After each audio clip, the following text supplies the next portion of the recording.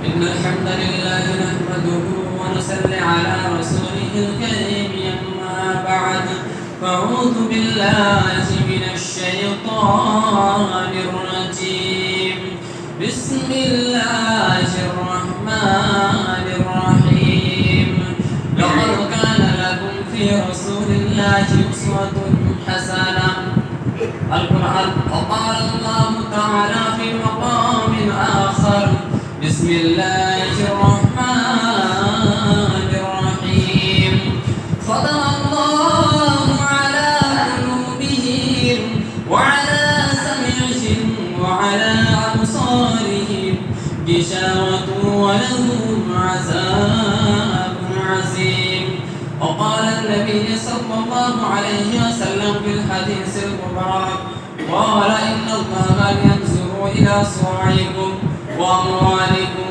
ولكن ينظر إلى قلوبكم وأعمالكم الحديث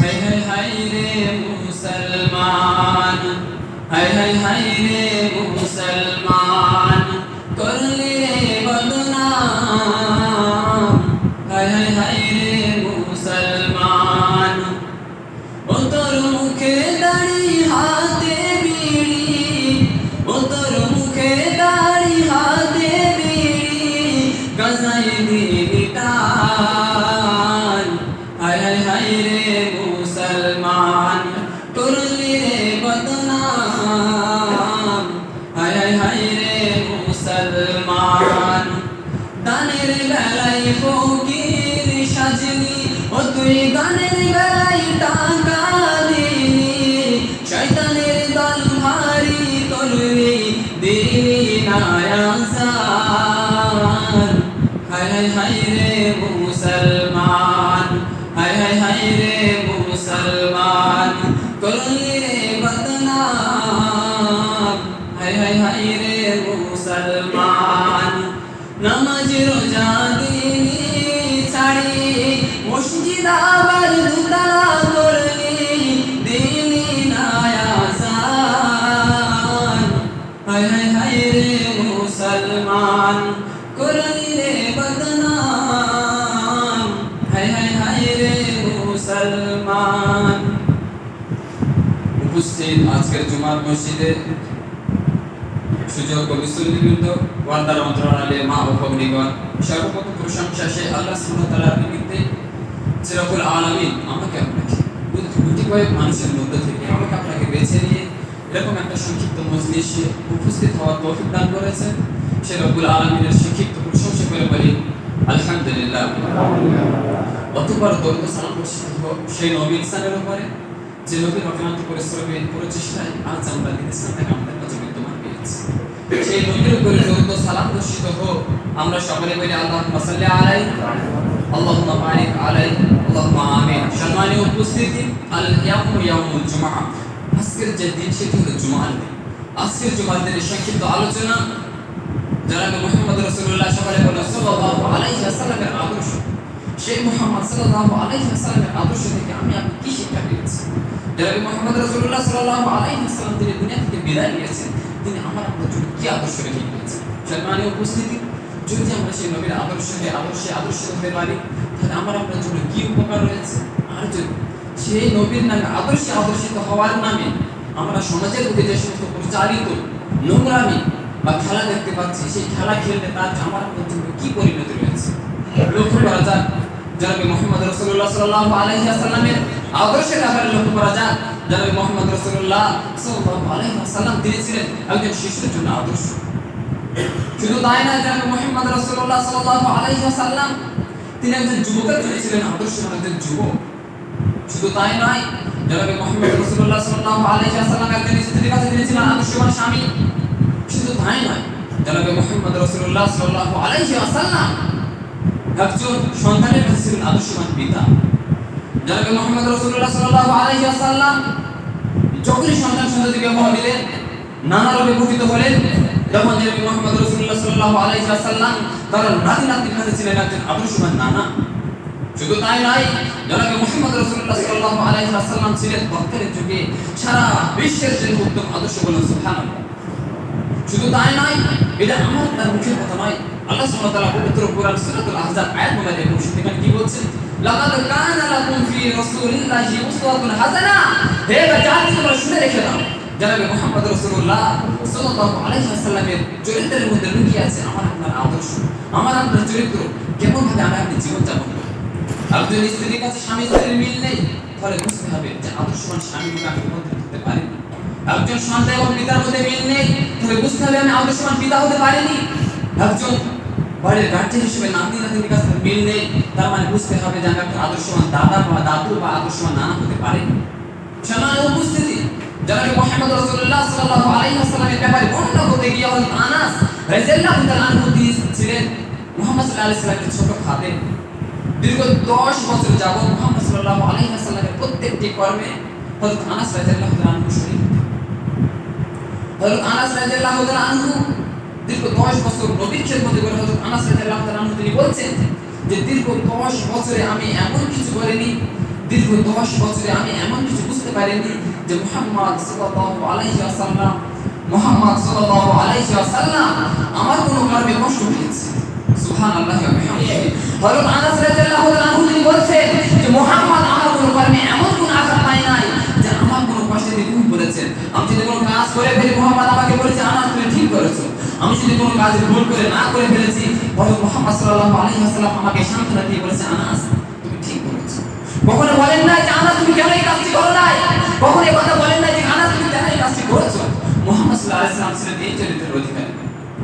আমরা যে সমস্ত মানুষ আমরা কারখানায় কাজে লাগাই, মানুষদেরকে কাজে খাটাই, সেই সমস্ত মানুষেরা আমাদের কাছে যখন কোনো একটা ভুল করে ফেলে, তখন তাদেরকে আমরা বড় ধমক দিয়ে বলি যে তুমি কি খেয়ে রেখেছো বা তুমি কি এমন অপরাধ করে ফেলেছো যে এই কাজটি কেন তোমার বারবার ভুল হচ্ছে।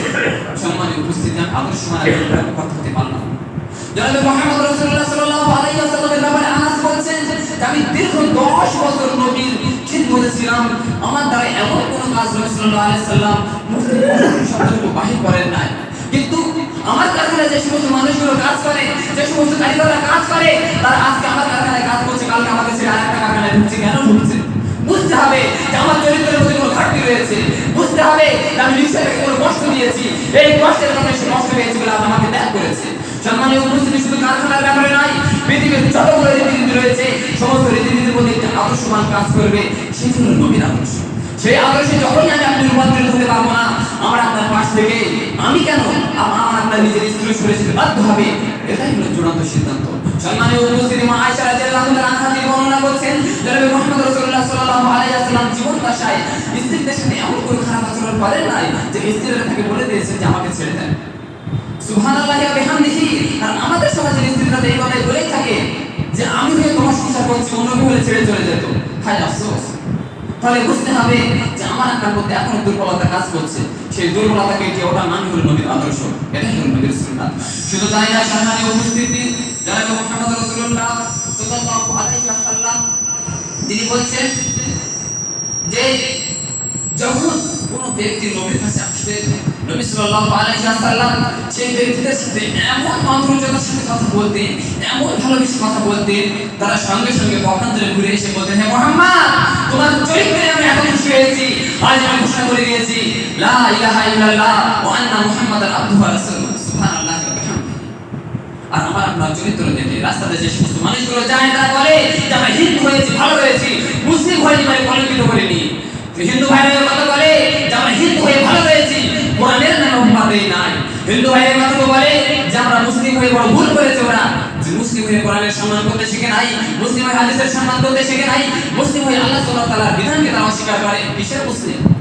আজান হচ্ছে আমরা চকলেট দোকানে বসে আছি, আজান হচ্ছে চায়ের দোকানে আড্ডা দিচ্ছি, এটা কি নবীর আদর্শ ছিল? না, ভুল হচ্ছে, কোথাও না কোথাও একটা মিস্টেক হচ্ছে।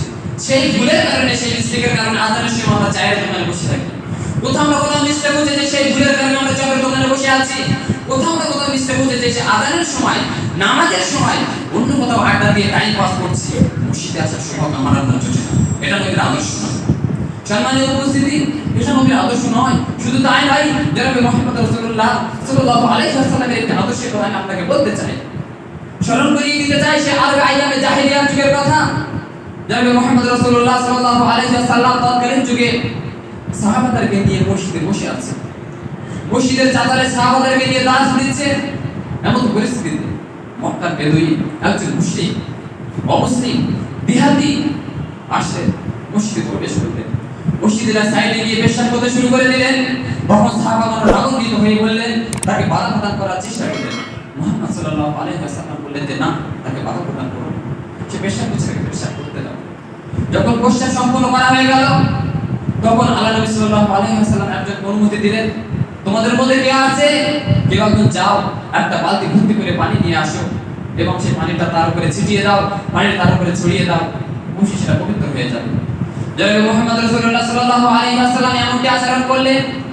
মুহাম্মদ তো পারতেন সেই ব্যক্তিকে ঘাড় ধাক্কা দিয়ে মসজিদ থেকে বাহির করে দেন। মুহাম্মদ সাল্লাল্লাহু আলাইহি ওয়াসাল্লাম সাহাবাগণ তো পারতেন সেই ব্যক্তিকে কোথাও যে আঘাত করতেন, তিনি সে আঘাত করেন। তখন তারা সেই ভালোবাসা ব্যবহার দেখে সেই বিনয়ী ইসলাম ধর্ম গ্রহণ করেছে। সুবহানাল্লাহ, এটাই ছিল নবীর আদর্শ। আর আমি আপনি এমন আদর্শিত হয়েছি, আবু বকরের নামে সে লেখা ছিল সিদ্দিক, আর আমার নামে সে লেখা আছে বিড়িখোর। ওমরের নামে সে লেখা ছিল ফারুক, আমার নামে সে লেখা আছে অন্ধ। হযরত উসমানের নামে সে লেখা ছিল উসমান গনি, আর আমার নামে সে লেখা আছে জুয়াখোর, খৈনিখোর, ঘুষখোর, তেরেকাখোর, কত ডিজিটাল মার্কার নাম আমার নামে সে লেখা আছে। হায় আফসোস, সেই নবীর সাহাবাদের মতো আমরা হতে পারিনি, সেই নবীর আদর্শে আমরা আদর্শিত হতে পারিনি। যদি আদর্শিত হতে পারতাম, তাহলে আমার নামে শেষে এতটুকুই থাকতো যে একজন মুসলিম, যে পাঁচ ওয়াক্ত সালাত আদায় করে তাকে কি বলে? মুসল্লি বলে। একজন মুসল্লি, একজন ইমানদার, একজন সৎ ব্যক্তি যে কখনো নামাজ ছাড়ে না। সম্মানিত উপস্থিতি, আমরা আমাদের আদর্শের মধ্যে কতটুকু ভুল করে ফেলেছি একটুখানি ভাবুন, একটুখানি মনে করুন। সেই মুহাম্মদ সাল্লাল্লাহু আলাইহি ওয়াসাল্লাম তৎকালীন যুগে সেই বেদুইনের সাথে কেমন আচরণ করেছে। আর আমাদের সাথে যদি রাস্তায় চলাফেরা করতে গিয়ে রাস্তাঘাটে কোনো গাড়ি অ্যাক্সিডেন্টের সামনে সংঘর্ষ হয়ে যায়, বা কেউ যদি আমাদেরকে ওভারটেক করতে চায়, বা কেউ যদি বাম্পারে একটু জোরে যায়, তাকে আমরা এই কথাই গালিগালাজ করি যে কি গো ভাই, তুমি কি রাস্তায় এটা খেয়ে এসেছো বা ওটা খেয়ে উঠেছো, কেন রাস্তায় যেভাবে গাড়ি চালাতে পারো না কেন? তাকে যদি দেখে এই কথা বলা হয় যে ভাইজান আপনি যেভাবে গাড়ি চালাচ্ছেন এভাবে গাড়ি চালালে হয়তো বিপদ হতে পারে। আমি না হয় কারোর বাবা, আপনি তো কারোর একজন সন্তান, আপনি হয়তো আমার ভাই নয়, আপনি হয়তো কারোর সন্তান, তাহলে আপনি কেন সুস্থভাবে চালাতে পারছেন না? এই কথাটা ভদ্রভাবে বুঝিয়ে দিন। এই শেখুল আজিজ দ্বিতীয় দিন সে যদি মানুষ হয়, পরিকৃতপক্ষে আপনার কথায় আমল করবে এবং সে সুস্থভাবে গাড়ি চালাবে। আর আমরা কি করছি যে কি গো ভাই এত জোরে গাড়ি চালাচ্ছ, কি ব্যাপার, গাড়ি ওঠার আগে কি কিছু খেয়ে এসেছো নাকি? এটা আমরা বলে থাকি, এটা আমাদের আদর্শের বাইরের কাজ। তাই তো সেই ভাইটা আমার সামনে দিয়ে আরো গাড়ি জোরে চালায়, আমার কথা ভুরুক্ষেপ করে না, আমাকে কিছু কেয়ারই করে না। এটাই তো আমাদের আদর্শ। শুধু তাই নয়, আদর্শের কথা যদি বলতে যেতে হয়, জনাবে মুহাম্মদ রাসূলুল্লাহ সাল্লাল্লাহু আলাইহি ওয়াসাল্লাম সেই তায়েফের ঘটনা একটু করে লক্ষ্য করুন। জনাবে মুহাম্মদ রাসূলুল্লাহ 10 হিজরিতে যখন বন্যা 9 হিজরিতে শেষ পর্যায়ে যখন জনাবে মুহাম্মদ রাসূলুল্লাহ সেই কারণটা এত দুঃখে ছিলেন, নিজের চাচা বিদায় দিয়েছেন, নিজের চাচার সাথে সাথে কয়েকদিনের পরে জনাবে মুহাম্মদ রাসূলুল্লাহ সাল্লাল্লাহু আলাইহি ওয়াসাল্লামের একেবারে সবথেকে প্রিয় স্ত্রী খাদিজা রাদিয়াল্লাহু আনহা থেকে বিদায় নিয়েছে। তখন মুহাম্মদ সাল্লাল্লাহু আলাইহি ওয়াসাল্লাম এত কষ্ট পেয়েছিলেন যে কষ্টের কথা কাউকে বলা যেতে পারে না। জনাবে মুহাম্মদ রাসূলুল্লাহ সাল্লাল্লাহু আলাইহি ওয়াসাল্লাম সেই তরকারি মক্কার যুগে মক্কার বেদুইনরা যেরকম ভাবে চাচা চলে গিয়েছে, চাচার চলে যাওয়ার কারণে মক্কার বেদুইনরা সকলে জোর পেয়ে গিয়েছে যে নবীর চাচা নেই মানে আমাদের আর কেউ বাধা দেবে না, নবীর উপর অত্যাচার করা যেতে পারে। মুহাম্মদ সাল্লাল্লাহু আলাইহি ওয়াসাল্লাম জানার কাছে এসে নিজের সুখ দুঃখের কথা বলতেন। মুহাম্মদ সাল্লাল্লাহু আলাইহি ওয়াসাল্লাম জানার কাছে এসে নিজের কষ্টের কথাগুলো ব্যক্ত করতেন। তিনি দুনিয়া থেকে বেঁচে নাই। সেই দুঃখের সময় মুহাম্মদ সাল্লাল্লাহু আলাইহি ওয়াসাল্লামের মক্কাবাসীরা মুহাম্মদকে মক্কা থেকে বিতাড়িত করে দিয়েছেন। মুহাম্মদ সাল্লাল্লাহু আলাইহি ওয়াসাল্লাম বড় কাতর মনে সেখান থেকে গুটি গুটি পায়ে সিদ্ধান্ত নিলেন যে মুহাম্মদ সাল্লাল্লাহু আলাইহি ওয়াসাল্লাম তাইফের ময়দানে চলে যাবেন। তাইফবাসীদের কাছে গিয়ে তিনি ইসলামের দাওয়াত দেবেন। তাইফবাসীদের কাছে গিয়ে তাদেরকে কোরআন হাদিসের কথা বলবে, তাদেরকে কালেমার দাওয়াত দিয়ে ইসলামের ছায়া করে নিয়ে আসবে। মুহাম্মাদের উদ্দেশ্যে একটাই, আমি যদি আজ তাইফবাসীদের কাছে যাই, যদি তারা শুধু আমার এই তাইফাটুকু স্বীকারোক্ত করে নেয়, তাহলে হতে পারে সেখানে আমার থাকার জায়গা হবে। নিজ বাসভূমি ত্যাগ করে মুহাম্মদ চলে যাচ্ছেন তাইফের ময়দানে। তাইফের ময়দানে যেতে যেতে যেতে যেতে তাইফবাসীদের কাছে চলে গিয়েছেন, পৌঁছে গিয়ে তাইফের তৎকালীন যুগের 3 জন শাসক ছিলেন। সেই 3 জন শাসককে ডেকে বললেন যে ভাই, তুমি মদিনা থেকে এসেছি, মক্কা থেকে এসেছি, আমি আল্লাহর প্রেরিত রাসূল, আল্লাহ আমাকে পাঠিয়েছে, তাই আমি আপনাদের কাছে এসেছি। মক্কা থেকে আমাকে তাড়িয়ে দিয়েছে, মক্কার বেদুইন মুশরিক আমাকে বিতাড়িত করেছে, আমি তোমাদের কাছে শুধু একটা আশ্রয় নেওয়ার জন্য এখানে এসেছি। তৎকালীন যুগে তাইফের 3 জন শাসক ছিলেন। সেই 3 জন শাসক বললেন একজন নবীকে কটাক্ষ করে বলছেন, তুমি যদি মুহাম্মদ সাল্লাল্লাহু আলাইহি ওয়াসাল্লাম হয়ে থাকো তাহলে কেন তোমার দেশের জাতিরা তোমাকে তাড়িয়ে দেবে? অপরজন কটাক্ষ করে বলছেন, হে মুহাম্মদ, নবী আল্লাহ সুবহানাহু ওয়া তাআলাকে আর কোন মানুষকে খুঁজে পায় না, তোমার মতো এদেরকে নবী করে পাঠিয়েছে। ভাই আফসোস, মুহাম্মদ সাল্লাল্লাহু আলাইহি ওয়াসাল্লাম সেই সময় ধৈর্য ধারণ করেছিলেন। ধৈর্য ধারণ করে তাদের কাছে বললেন যে, ভাই, আমি এসেছি আল্লাহর পক্ষ থেকে শুধু কালিমার দাওয়াত দেওয়ার জন্য। আমি আপনার ধনের সম্পদ দেওয়ার জন্য এখানে আসি না। আমি আপনাদের কোনো হস্তক্ষেপ করবো না, আমি শুধু কালিমার দাওয়াত দিয়ে চলে যাব। তখন সেই তায়েফের তিনজন শাসক ভেবে গিয়েছেন, যদি মুহাম্মাদের এত সুন্দর চেহারা, মুহাম্মাদের এত সুন্দর কথার মাধুর্যতা যদি এই তায়েফবাসীদের কোনো মানুষের কানে যায়, তাহলে সমস্ত মানুষ ইসলাম ধর্ম গ্রহণ করে মুসলমান হয়ে যাবে।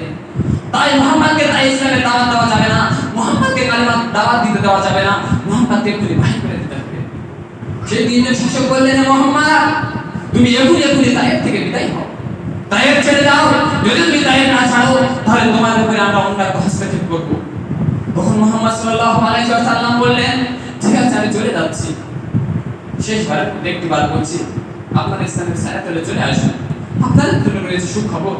আপনার ইসলামের ছায়াতলে চলে আসুন, আল্লাহ সুবহানাহু ওয়া তাআলা আপনার মর্যাদা বাড়িয়ে দেবেন। সেই কথা শোনার সঙ্গে সঙ্গে সেই তায়েফের তিনজন শাসক কিছু যুবককে ঠিক করলেন। রাস্তার ধারে যেরকম নেতা গেলে তার দুই সাইডে লোক ঠিক করা হয়, তা সেই নেতাদের গায়ে ফুল ছড়ানোর জন্য, তাদেরকে সম্বোধন জানানোর জন্য, তাদেরকে আহলান সাহলান জানানোর জন্য, তাদেরকে ওয়েলকাম জানানোর জন্য কিছু সংখ্যক মানুষকে নির্ধারণ করা হয়।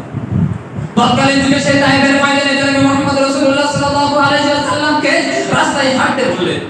দুই সাইডে যুবকেরা দাঁড়িয়ে আছে, মুহাম্মদ যত হাঁটে তত তায়েফের পাথর ছুঁড়ে নিক্ষেপ করে। জনাবে মুহাম্মদ রাসূলুল্লাহ যতই হাঁটতে থাকে তত পাথর নিক্ষেপ করতে থাকে। পাথরে আঘাত খেয়ে মুহাম্মদ সাল্লাল্লাহু আলাইহি ওয়াসাল্লাম জমিনে বেহুশ হয়ে পড়ে গেলেন। তারপরে সেই মক্কার সেই তায়েফের বেদুইনরা মুহাম্মদ সাল্লাল্লাহু আলাইহি ওয়াসাল্লামকে আবার দাঁড় করিয়ে দিলেন। দাঁড় করিয়ে দিয়ে আবার পাথর ছুঁড়তে আবার শুরু করলেন। পাথরের আঘাতে নবী সাল্লাল্লাহু আলাইহি ওয়াসাল্লামের পায়ের শিরা কেটে গিয়েছে, পুরো শরীরে ঝরঝর করে রক্ত ঝরছে, পুরো শরীর অসাড় হয়ে পড়েছে। মুহাম্মাদের গায়ে কোনো শক্তি না। মুহাম্মদ সাল্লাল্লাহু আলাইহি ওয়াসাল্লাম জমিনে বেহুশ হয়ে পড়ে গেলেন। তখন জায়েদ বলছেন, আমি মুহাম্মদ সাল্লাল্লাহু আলাইহি ওয়াসাল্লামের পাশে ছিলাম, আমি মুহাম্মাদের পাশে দাঁড়িয়েছিলাম, মুহাম্মাদকে আমি ঢাল ছিলাম, আমি ঢেকে রেখেছিলাম, মুহাম্মাদকে আমার বুকের মধ্যে রেখে আমি ঢেকে রেখেছিলাম। তখন দেখি মুহাম্মাদের উপরে এত পাথরের বর্ষণ হচ্ছে, আমি জায়েদ আমি সেই পাথর থেকে বাঁচতে পারিনি। আমাকে পাথর ছুঁড়ে আমার মাথা ফেটে ঝরঝর করে রক্ত ঝরছে, তবু জায়েদ আমি ছাড় পাই না। তখন জনাবে মুহাম্মদ রাসূলুল্লাহ সাল্লাল্লাহু আলাইহি ওয়াসাল্লামকে আমি সেখান থেকে কষ্ট করে বাহির করে নিলাম। সেই তায়েফের মানুষদের কাছ থেকে বাহির করে নিয়ে একটা খেজুরের বাগানে প্রবেশ করলাম। খেজুরের বাগানে গিয়ে খেজুর গাছের গায়ে খেজুরের পাতা পাতার সাথে মুহাম্মদ সাল্লাল্লাহু আলাইহি ওয়াসাল্লাম দেয়ালে হেলান দিয়ে বসে আছে।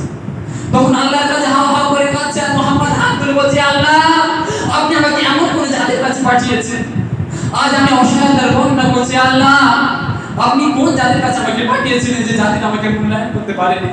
আল্লাহ, আমি যদি আপনার রিসালাতের দায়িত্ব না পালন করতে পারি, আল্লাহ তুমি আমাকে ক্ষমা করে দাও। মুহাম্মদ সাল্লাল্লাহু আলাইহি ওয়াসাল্লাম সেই দিন আল্লাহর কাছে কাঁদতে কাঁদতে দোয়া করেছিলেন, হে আল্লাহ, আপনি কোন জাতির কাছে আমাকে পাঠিয়েছেন যে জাতির কাছে আমি মুহাম্মদ বলে আমাকে এত কষ্ট দিয়েছে?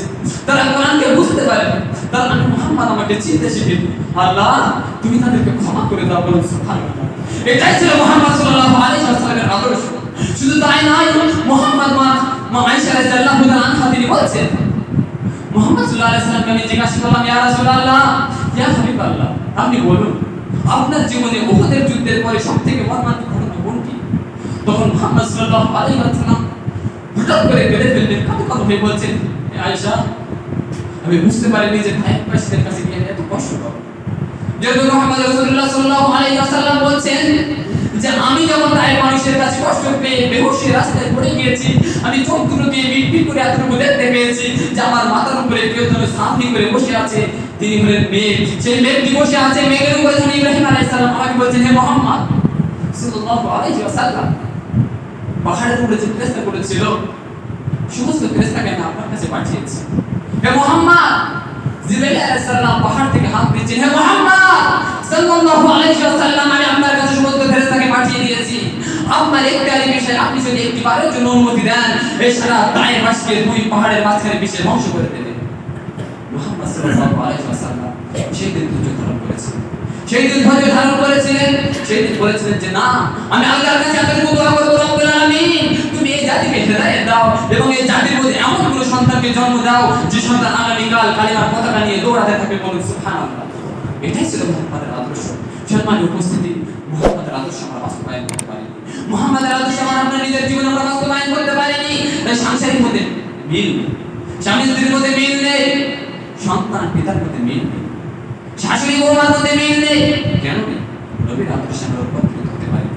মুহাম্মদ সাল্লাল্লাহু আলাইহি ওয়াসাল্লাম স্ত্রীদের সামনে যখন ভাষণ দিতেন, স্ত্রীরা বলতেন যে মুহাম্মদ সাল্লাল্লাহু আলাইহি ওয়াসাল্লামের কথা এত মিষ্টি ছিলেন, এত মিষ্টি ছিলেন, এত মিষ্টি ছিলেন, এত মিষ্টি ছিলেন, পৃথিবীর সমস্ত জিনিস ছেড়ে দিতে বললো আমরা ছেড়ে দেবো, কিন্তু মুহাম্মদের একটা কথা আজকে আমরা শুনবো না। এতটুকু আমাদের সৌভাগ্য ছিল। সুবহানাল্লাহ। আর আমার আপনার স্ত্রী বাড়ি গেলে এই কথা বলে যে তোমার মুখ দেখে যেন আমার কিরকম একটা হয়ে যায়। হায় আফসোস, আমরা আদর্শবান স্বামী হতে পারি না। আমার আপনার চরিত্রের মধ্যে কোথাও না কোথাও ত্রুটি রয়েছে, সেই ত্রুটিকে দূর করতে হবে, অন্যথায় আমরা আদর্শবান হতে পারবো। সম্মানীয় উপস্থিতি, শুধু তাই নয়, জনাবে মুহাম্মদ রাসূলুল্লাহ সাল্লাল্লাহু আলাইহি ওয়াসাল্লামের একটি ধৈর্যশীলতার পরিচয় দেব।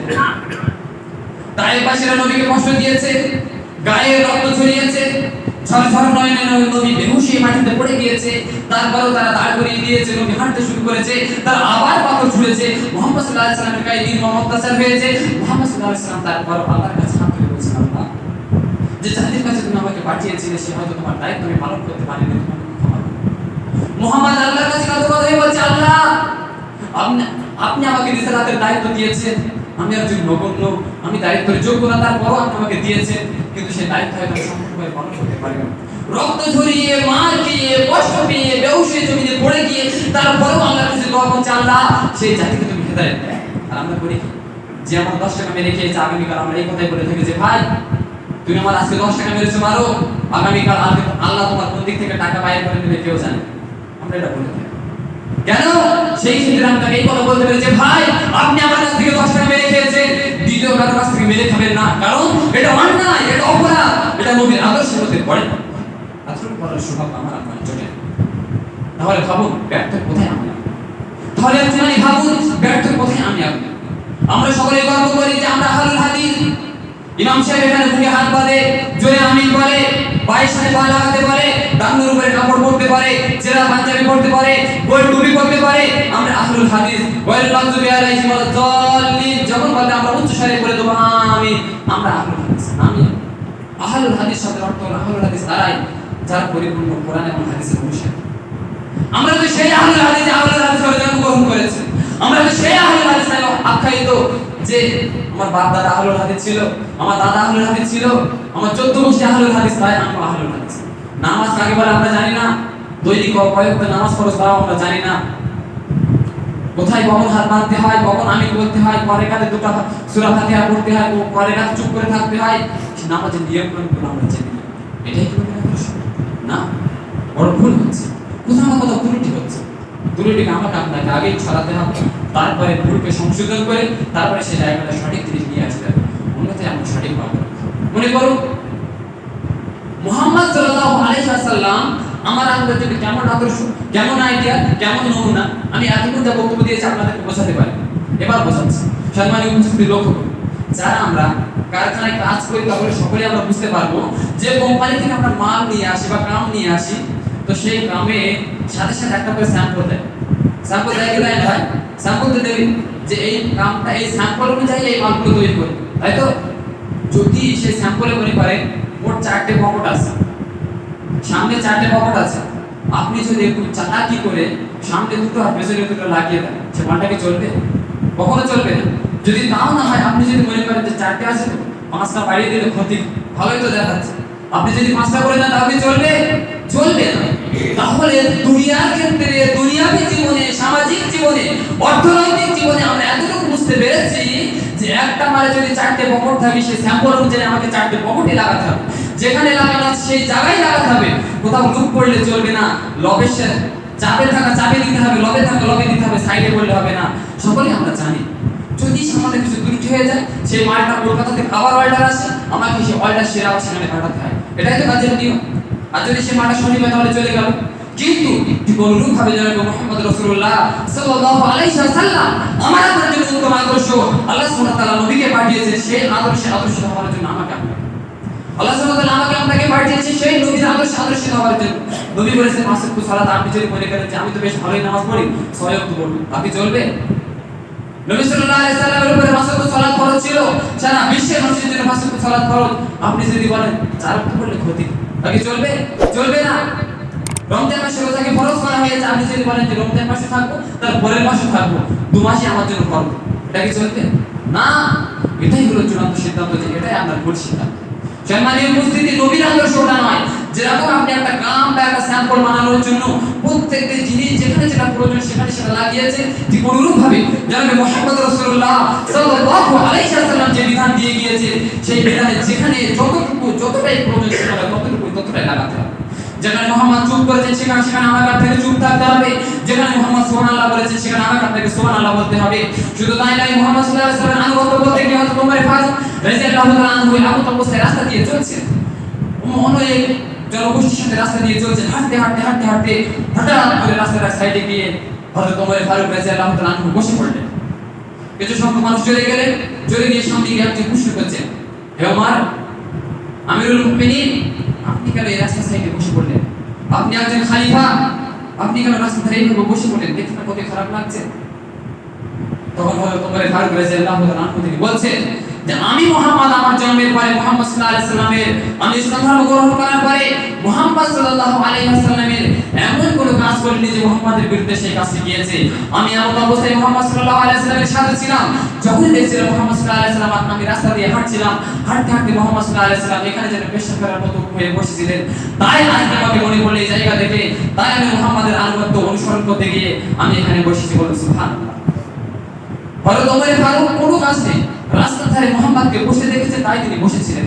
এটাই হলো নবীর আদর্শ। আর আমরা বলি কি, আরে বসে ছাড়েন না, একটুখানি করেছে তো কি হয়েছে, আজকে ভুল করেছে কালকে শুধরাবে না। মিয়া, ভুল করেছে কত তো ঠিক, কিন্তু ভুল সংশোধন করে দিতেই হবে সঙ্গে সঙ্গে। আজকে ভুল করেছে কালকে শুধরাবে মানে যে বাকি যে 24 ঘন্টার মধ্যে যে ভুলগুলো করবে তাদের দায় কি আপনি হবে না? এটা আমাদের ভুল সিদ্ধান্ত। এখন আমাদের সমাজ ব্যবস্থা আমরা অর্থনৈতিক পরিকাঠামোতে চালাতে চাই। এখন আমাদের সমাজ ব্যবস্থা রাজনৈতিক পরিকাঠামোতে চালাতে চায়। কারণ ভোটের মাঠে সবাইকে যেতে হবে, যদি ভোট না দিয়ে তাহলে 5,000 টাকা মিস হয়ে যাবে। কিন্তু মুহাম্মদ সাল্লাল্লাহু আলাইহি ওয়াসাল্লাম বলেছেন যে ব্যক্তি একবার সালাত ছেড়ে দেবে তার জান্নাত মিস হয়ে যাবে। এই কথা কি ভেবেছেন? দুনিয়ায় আমরা জান্নাত চাই না। একজন সাহাবা মুহাম্মদ সাল্লাল্লাহু আলাইহি ওয়াসাল্লামকে প্রশ্ন করছেন, ইয়া রাসূলুল্লাহ, ইয়া হাবিবাল্লাহ, আপনি একজন এই আরবের যুগে সারা বিশ্বের নেতা, আপনি একজন সারা বিশ্বের রাষ্ট্রনায়ক, তারপরও আপনি ছেঁড়া ফুটো পাতা এরকম ভাবে জীবনযাপন কেন করেন? আমরা কি আপনার জন্য একটা ভালো জিনিস এনে দেবো না? আমরা কি আপনার জন্য খেজুরের পাতার তৈরি বা একটা নারকেলের ছিবড়া দিয়ে তৈরি বা খেজুরের ছিবড়া দিয়ে তৈরি একটা গদি পশুকে এনে দেবো না? মুহাম্মদ সাল্লাল্লাহু আলাইহি ওয়াসাল্লামের কথা শুনে একটুখানি শুনুন। আমরা যারা ঘরে অনেক লাখ লাখ টাকা ইনকাম করে অনেক লাখ লাখ টাকা জিনিসপত্র করছি, যে দুনিয়ায় সারা জীবন থাকবো, করছি, কোনো অসুবিধা নেই। যদি 5 ওয়াক্ত ইসলামের রীতিনীতি অনুযায়ী আমরা জীবনযাপন করতে পারি, আপনার সমস্ত জিনিস ঘরে তার কোনো সমস্যা হবে না। কিন্তু যে জিনিসপত্রের মোহে পড়ে ইসলামকে ছেড়ে দিলাম, নামাজকে ছেড়ে দিলাম, হজ রোজা যাকাত সিয়াম সমস্ত কিছু ছেড়ে দিলাম, সেই জিনিসপত্রের মোহে পড়ে, এটা তো খারাপ। তাই মুহাম্মদ সাল্লাল্লাহু আলাইহি ওয়াসাল্লাম বলছেন যে আমি মনে করি একজন ব্যক্তি একটা গাছের তলায় বসে আছে, একজন ব্যক্তি একটা গাছের তলায় বসে আছে, সে ব্যক্তির সফরে ছিল, তার হাতে একটা পুটলি ছিল, পুটলির মধ্যে দুবেলার খাবার ছিল এবং একটা গায়ে একটা বর্ণে জামা ছিল, আর তার কাছে কিছুই ছিল না। সেই ব্যক্তি থেকেও আমি আমার জীবনকে কম মনে করি, কারণ সেই ব্যক্তি সেই গাছতলায় বসেছে, 1 ঘন্টা 2 ঘন্টা পরে সেখান থেকে উঠে চলে যাবে, সেই গাছতলাটা তার সারা জীবনের জন্য বাসস্থান নয়। ঠিক অনুরূপ ভাবে এই দুনিয়াবী জীবনটা আমার জন্য বাসস্থান নয়। এই দুনিয়ার সংসারকে আমি চাইলে আমি জান্নাতে গিয়ে আরাম আয়েশ করবো, তাই দুনিয়ার জীবনটা আমি এইভাবে পথিকের মতো পার করে দিতে চাই। বলেছেন এটাই ছিল আদর্শ, এটাই ছিল জনাব মুহাম্মদ রাসূলুল্লাহ সাল্লাল্লাহু আলাইহি ওয়াসাল্লামের আদর্শ। শুধু তাই নয়, জনাব মুহাম্মদ রাসূলুল্লাহ সাল্লাল্লাহু আলাইহি ওয়াসাল্লামের ব্যাপারে বর্ণনা করতে গিয়ে আয়েশা রাদিয়াল্লাহু তাআলা তিনি বলছেন যে মুহাম্মদ সাল্লাল্লাহু আলাইহি ওয়াসাল্লাম কেমন ছিলেন। কিছু সাহাবারা এসে প্রশ্ন করেন, হে আয়েশা, মুহাম্মদ সাল্লাল্লাহু আলাইহি ওয়াসাল্লাম কেমন ছিলেন? আয়েশা বলছেন মুহাম্মদ সাল্লাল্লাহু আলাইহি ওয়াসাল্লাম চরিত্র ছিলেন পবিত্র আল কোরআন। সুবহানাল্লাহ, পবিত্র আল কোরআন। মুহাম্মদ সাল্লাল্লাহু আলাইহি ওয়াসাল্লাম শুধু তিনি নিজের জীবনে কোরআনকে বাস্তবায়ন করেন নাই, তিনি পবিত্র কোরআনের অনুপাতে নিজের জীবনকে বাস্তবায়ন করে গিয়েছেন। এটাই হলো সুন্নাত। সুবহানাল্লাহ। আর আমরা বলি কি, আমাকে আপনাকে লক্ষ্য করে আল্লাহ সুবহানাহু ওয়া তাআলা পবিত্র কোরআন সূরাতুল মুমিনুনের মধ্যে তিনি বলছেন ইন্নামাল মুমিনুনা আল্লাযীনা ইযা যুকিরাল্লাহু ওয়াজিলাত কুলুবুহুম ওয়া ইযা তুলিয়াত আলাইহিম আয়াতুহু যাদাতুহুল ঈমান ওয়া আলা রাব্বিহিম ইয়াতাওয়াক্কালুন। মুমিন তো তারাই যখন তাদের সাথে পবিত্র কোরআনের আয়াত তেলাওয়াত করা হবে, যখন তাদের সাথে তুলিয়াত আলাইহিম, যখন তাদের সাথে কোরআনের আয়াত তেলাওয়াত করা হবে, যাদাতুহুল ঈমান, তখন তাদের ঈমানি জাযবা বৃদ্ধি পাবে। ওয়া আলা রাব্বিহিম ইয়াতাওয়াক্কালুন, তারা প্রত্যেকটি কাজে প্রত্যেকটি বিষয়ে আল্লাহ সুবহানাহু ওয়া তাআলার প্রতি ভরসা রাখবে, তারাই হলো মুমিন। আর আমরা যারা কারখানায় কাজ করি, আমরা যারা কারখানার দায়িত্ব নিয়ে রেখেছি, প্রত্যেকটা ভাইয়ের কাছে আমার দাবি, যখন আমরা কারখানায় কাজ করা হয়, সেই সমস্ত যুবক ভাইরা যারা কাজ করে তারা এই কথা বলে যে আমরা ডিজে গান ছাড়, ডিজে গান না ছাড়লে আমার কাজে মন বসে না। হায় আফসোস, আমরা তো ঘোড়া নাচে জন্মগ্রহণ করেছি, আমরা তো আহলে হাদিস করে জন্মগ্রহণ করেছি, দৈনিক 5 দৈনিক সব মাসে 4টি জুমা 4 রকম ভাবে আমরা শুনছি, কিন্তু মনের মধ্যে এই শান্তিটুকু জাগে না, মনের মধ্যে এই ভয় ভীতি জাগে না। যে ব্যক্তি আজ গান শুনবে, যে ব্যক্তি অসাধাত্র নিজের গানের মধ্যে ঢোকাবে, কাল কিয়ামতের মাঠে তার কানে সীসা গরম করে সেই কানের মধ্যে গলিয়ে ঢোকানো হবে, কত কষ্ট। সম্মানিত উপস্থিতি, আল্লাহ সুবহানাহু ওয়া তাআলা তিনি বলছেন মুমিন তো তারাই যখন তাদের সামনে কোরআনের আয়াত তেলাওয়াত করা হবে, তখন তাদের ঈমানি জাযবা বৃদ্ধি পাবে। আর কারখানার ভাইরা তো তারাই, সবাইকে বলছি না, যারা পারেন তাদেরকে বলছি, তারাই যারা বলে যে একটু ডিজে গান না চাইলে আমাদের কাজের জোর বাড়ে না। হায় আফসোস, আমরা কোথায় রয়েছি? একটুখানি ভাবুন, নবীর আদর্শ কোথায় আর আমার আপনার আদর্শ কোথায়? দাইল হযরত ওমর ফারুক রাদিয়াল্লাহু তাআলা আনহুর নামের শেষে ফারুক দিয়েছে, আর আমার আপনার নামের শেষে বিবাহ, যখন একটা ইয়ং ছেলের বিবাহ দিতে যাবে তখন বলছে জুয়াখোর, খৈনিখোর, বিড়িখোর, তামাকখোর, ফেসিলিটিখোর, গুয়াখোর, জর্দাখোর, কত রকম ডিজিটাল নাম আমার আপনার নামের শেষে লাগিয়ে দিয়েছে। তাই কি নবীর আদর্শ?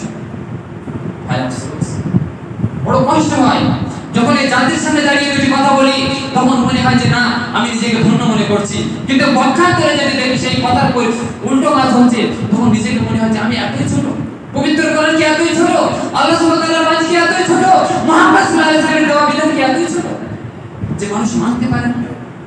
দুনিয়াবী জীবনে তার সমস্ত সবকিছু পেয়ে গিয়েছে বলে মুহাম্মদকে অস্বীকার করে।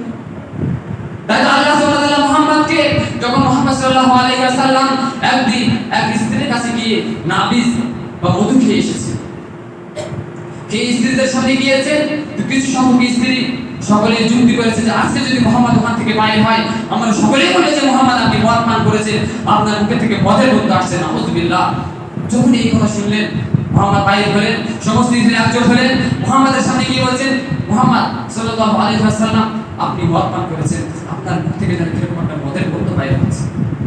মুহাম্মদ সাল্লাল্লাহু আলাইহি ওয়াসাল্লাম আল্লাহর কাছে তাওয়াজ্জুহ করলেন, বলেন আল্লাহ, আজ থেকে আমি আর জীবনে মধু পান করব না, কারণ মধু পান করলে যদি মদের গন্ধ বাইরে হয়, আমার রিজদিরা মানা করেছে, তাহলে এই কাজটা আমি আর করব না। তখন আল্লাহ সুবহানাহু ওয়া তাআলা সঙ্গে সঙ্গে মুহাম্মদকে ওহী করে জানিয়ে দিয়েছেন, মুহাম্মদ, যে স্ত্রীর মায়ে পড়ে, যে স্ত্রীর কোলে পড়ে, যে স্ত্রীর কথা শুনে আল্লাহ সুবহানাহু ওয়া তাআলা যেটা আমার আপনার জন্য হারাম করেছে, সেটা হারাম করছো, এটা তোমার জন্য শরীয়ত নয়। আমি আল্লাহ সুবহানাহু ওয়া তাআলা যেটা হালাল করেছি, সারা বিশ্বের জন্য সেটা হালাল হবে। মুহাম্মদ তুমি সেটা হারাম করতে পারো না। কারণ আমাদের সমাজে মানুষ এটা এমন করে রেখে দিয়েছে, মুহাম্মদ যেটা হালাল করেছে মুহাম্মদ তো বেঁচে নেই, ওটা হালাল ছিল আগের যুগের মানুষের জন্য ছিল, আমাদের জন্য হালাল নয়। আর মুহাম্মদ যেটা হারাম করে গিয়েছে, মুহাম্মাদের মতো বলার মানুষ কেউ নেই, তাহলে সেটাই আমরা হালাল করে নেব, আর বাকি যে সমস্ত হারাম ছিল, বাকি যে সমস্ত হালাল ছিল, সেটাকে হারামে পরিণত করে দেবো। এটাই আমার আপনার জন্য স্বভাব, এটাই আমার চরিত্র। সম্মানিত উপস্থিতি, এই আদর্শ থেকে আমরা আদর্শিত হই। আমার আপনার জন্য কি রয়েছে? হাদিসের মধ্যে বর্ণনা করছে জানাব মুহাম্মদ রাসূলুল্লাহ সাল্লাল্লাহু আলাইহি ওয়াসাল্লাম যখন কিয়ামতের মাঠে হাউজে কাউসারের পানি পান করাবেন। সকলে আমরা হাদিসটি শুনেছি, সকলে খুব পরিচিত হাদিস, যে জানাব মুহাম্মদ রাসূলুল্লাহ সাল্লাল্লাহু আলাইহি ওয়াসাল্লাম কিয়ামতের মাঠে যখন হাউজে কাউসারের পানি পান করাবেন, তখন কিছু মানুষকে দেখবেন যে সাহাবাগণ এইভাবে বেড়ি দিয়ে, হাতের সাথে হাত ধরে বেড়ি দিয়ে আটকে রেখেছে, আসতে দিচ্ছেন। কেন আসতে দিচ্ছেন? তখন মুহাম্মদ বলবে, এ আমার, ওদেরকে ছেড়ে দাও, ফেরেশতারা ওদেরকে ছেড়ে দাও, ওদেরকে আমার কাছে আসতে দাও। তখন ফেরেশতাগণ মুহাম্মদ সাল্লাল্লাহু আলাইহি ওয়াসাল্লামকে বলবেন, হে মুহাম্মদ, আপনার মৃত্যুর পরে এরা এমন কিছু নতুন নতুন কাজ উদ্ভাবন করেছিল, এমন কিছু শরীয়তকে হারামকে হালাল করেছিল, এবং হালালকে এরা হারাম করেছিল, অতএব এরা আপনার মৃত্যুর পরে অনেক কিছু জিনিস নতুন উদ্ভাবন করেছিল, তাই আমরা এদেরকে যেতে দেব না। তখন মুহাম্মদ সাল্লাল্লাহু আলাইহি ওয়াসাল্লামের মুখে কত সুন্দর হবে তুমি দেখুন। যে মুহাম্মদ তো বলতে পারতো যে তাইফবাসীদেরকে ক্ষমা করে দিন, যে মুহাম্মদ বলেছে যে মক্কাবাসীদেরকে ক্ষমা করে দিন, সেই মুহাম্মদ তো কিয়ামতের দিন একটিবারের জন্য বলতে পারত যে ঠিক আছে, ওদের দুনিয়া যা ভুল করেছে ওদেরকে ছেড়ে দাও, ওদের হাউজে কাউসারের পানি পান করো, এতটুকু তো বলতে পারতেন। মুহাম্মদ সাল্লাল্লাহু আলাইহি ওয়াসাল্লাম সেখানে কি বলবেন, সুহকান সুহকান সুহকান, আমার কাছ থেকে ওদেরকে দূর করো দূর করো দূর করো, সরিয়ে দাও। তাহলে কাল কিয়ামতের মাঠে মুহাম্মদ সাল্লাল্লাহু আলাইহি ওয়াসাল্লাম আমাকে আপনাকে যদি বলে দূর করে দাও সরিয়ে দাও, আমার সামনে থেকে সরিয়ে দাও, তাহলে কতটা আনন্দ হবে আপনি ভাবুন, কত কষ্ট হবে আপনি ভাবুন, কত সুখময় সেই সময়টা আমাদের আপনার জীবন হবে আপনি একটুখানি ভাবুন। যাই হোক, আমি বলতে চাচ্ছিলাম মুহাম্মদ সাল্লাল্লাহু আলাইহি ওয়াসাল্লামের আদর্শ কি শিক্ষা রয়েছে। আসুন, টাইম হয়ে গেছে, আমি আর কিছু বলবো না। আমি আপনাদেরকে পরিশেষে এতটুকু বলতে চাই যে মুহাম্মদ সাল্লাল্লাহু আলাইহি ওয়াসাল্লামের আদর্শ থেকে, প্রথম নম্বর আদর্শ থেকে এই শিক্ষা পেয়েছি যে মুহাম্মদ সাল্লাল্লাহু আলাইহি ওয়াসাল্লাম আমাকে আপনাকে শিক্ষা দিয়েছে প্রত্যেকটি বালা মুসিবতে বিপদে আপদে ইসলামের পথে অটল থেকে আমাকে আপনাকে ধৈর্য ধারণ করতে হবে। এটাই হলো নবীর আদর্শ। হযরত আনাস রাদিয়াল্লাহু তাআলা আনহু থেকে আমরা শিক্ষা পেয়েছি যেরকম মুহাম্মদ রাসূলুল্লাহ সাল্লাল্লাহু আলাইহি ওয়াসাল্লামের 10 বছর খিদমত হযরত আনাস রাদিয়াল্লাহু তাআলা আনহু এক দিনের জন্য, সামান্য এক সেকেন্ডের জন্য মুহাম্মাদের কাছ থেকে কষ্ট পায়নি, বলুন সুবহানাল্লাহ। সেই আদর্শে যারা আমাদের অধীনস্থ আছে, আমার আপনার স্ত্রী, আমার আপনার সন্তান, আমার আপনার মাতা পিতা, আমার আপনার ফ্যামিলি, আমার আপনার পরিবার, যারা আমার আপনার অধীনস্থ আছে, তারা যে ভুল করছে, ঠিক আছে ভুল করেছে, তাদেরকে বুঝিয়ে বলা, তাদেরকে ধৈর্যের সাথে বলা যে এটাই হবে না, এটাই হবে না। ইনশাআল্লাহ আজিজ, আমরা এই কিছু কিছু কাজ আমার আপনার সমাজের মধ্যে পরিচালিত করতে পারি। ধরেন ইনশাআল্লাহ আজিজ, আমার আপনার সমাজ মুহাম্মদ সাল্লাল্লাহু আলাইহি ওয়াসাল্লামের আদর্শে আদর্শিত হবে। আর যদি আমরা না পারি তাহলে সেটা কি হবে আপনি ভালো জানেন। যাই হোক, পরিশেষে আল্লাহর কাছে দোয়া করি রব্বুল আলামিন আমরা যে কথাগুলো শুনেছি আমরা সকলে যেন সেই মুহাম্মদ সাল্লাল্লাহু আলাইহি ওয়াসাল্লামের আদর্শে আদর্শিত হয়ে আমার আপনার জীবনকে বাস্তবায়ন করতে পারি, সেই তৌফিক দান করুন আল্লাহুম্মা আমিন। রব্বুল আলামিন পুরো বছরে 52 সপ্তাহ, 52টি খুতবা, 52 রকমের সাইড আমরা শুনি। সেই 52টি সপ্তাহ বছরের শেষ রমজান মাস আমাদের সামনে আসছে। তো সেই রমজান মাসে আমরা সকলেই জানি 30টি রোজা বা 29টি রোজা যেটাই হবে আমরা যেন সকলেই সম্পূর্ণ করতে পারি, সেই তৌফিক দান করুন আল্লাহুম্মা আমিন।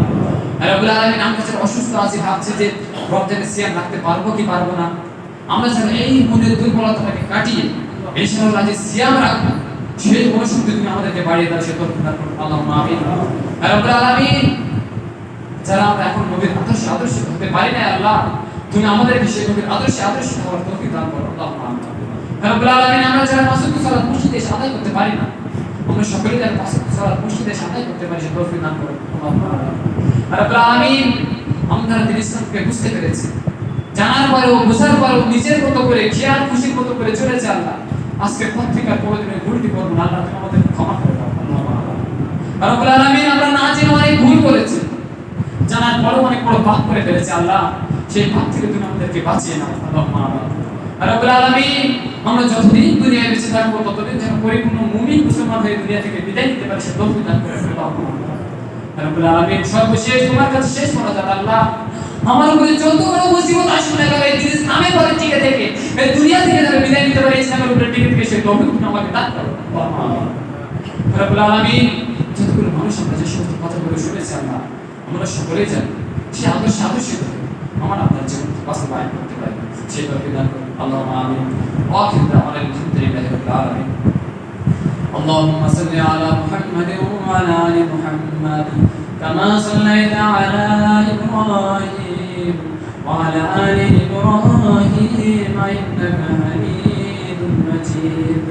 اللهم بارك على محمد وعلى ال محمد كما باركت على ابراهيم وعلى ال ابراهيم انك حميد مجيد. سبحان ربك رب العزة عما يصفون وسلام على المرسلين والحمد لله رب العالمين. নিয়মিত ইউটিউব ভিডিও দেখতে সাবস্ক্রাইব করুন, নতুন নতুন ভিডিও পেতে ঘন্টা বাটনটি চাপুন।